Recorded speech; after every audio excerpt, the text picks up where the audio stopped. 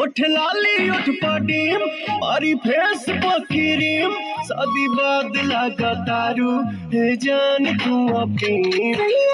सेवा कर से दिया करना दूध तेरी हमें पोरटीना मिला करना तबे भोल बा कमरिया मोर चा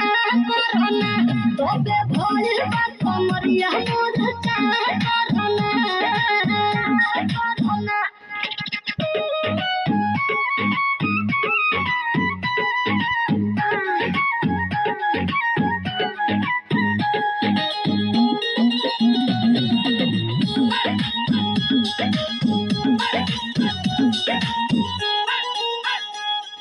जगला में जो करे वो करे रात के मिलेला सुकून खाके राजा जी के हाथ के अच्छा लागेला कमर ककरी से भइल काटा हरावा हो गलिया लागेला जान टमा तारावा हो गलिया लागेला जान टमा तारावा हो